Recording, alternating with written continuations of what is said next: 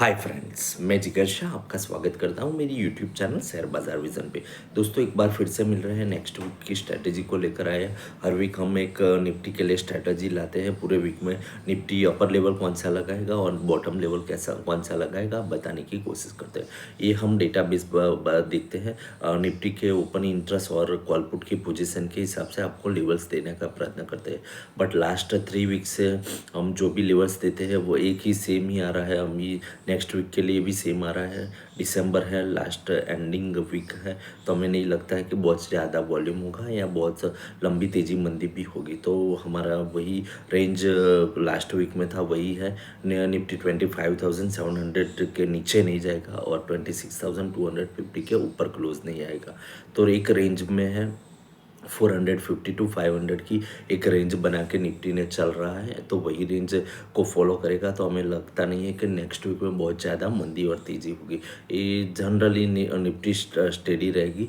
आपको रेंज को फॉलो करना पड़ेगा। नीचे रेंज में मिलता है तो बाय करना पड़ेगा, ऊपर रेंज में मिलेगा तो वहाँ पे सेल करना पड़ेगा। एक रेंज को आप रिस्पेक्ट करेंगे तो 200 से 250 पॉइंट का प्लस माइनस आप कर सकते हो। तो उसके लिए ही है लेवल्स। बाकी हमें कुछ खास लंबी मूवमेंट नेक्स्ट वीक में दिख नहीं रही है।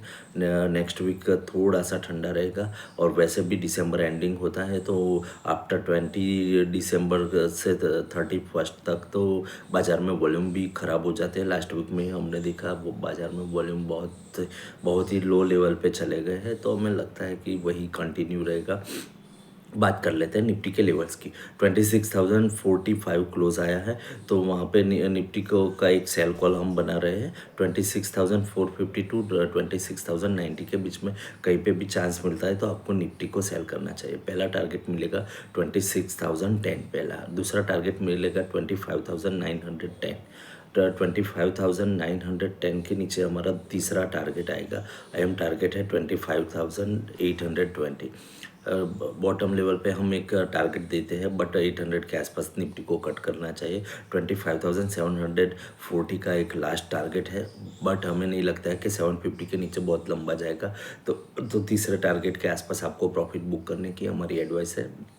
बट जो भी लेवल्स दी निकल के आते हैं, चारों चार लेवल्स हमने आपको ऑलरेडी दे दिए हैं। 750 के नीचे हमें नहीं लगता है कि निफ्टी जाएगा। और सेल निफ्टी का भी एक कंजर्वेटिव कॉल दिया है कि ऊपर में लिमिटेशंस है 150 पॉइंट्स की तेज़ी में लिमिटेशंस है। तो हम एक बार ट्राई करेंगे निफ्टी की मंदी को, बट लंबी मंदी तेज़ी पॉसिबल नहीं है। ये बात हो गई निफ्टी सेल की। निफ्टी बाय के लिए 25,850 टू 900 के बीच में निफ्टी आता है, तो वहाँ पे बाय कॉल जनरेट होता है। 750 का आपका ऐसा रहेगा। ऊपर में पहला टारगेट आएगा 26,010, दूसरा टारगेट आएगा 26,100, तीसरा टारगेट आएगा 26,195 और अहम टारगेट आएगा 26,240। हमें नहीं लगता है कि 250 के ऊपर निफ्टी क्लोज आएगा या वो लेवल क्रॉस करने का इंट्राडे भी प्रयत्न करेगा। तो हमें लगता है कि एक रेंज बाउंड रहेगा।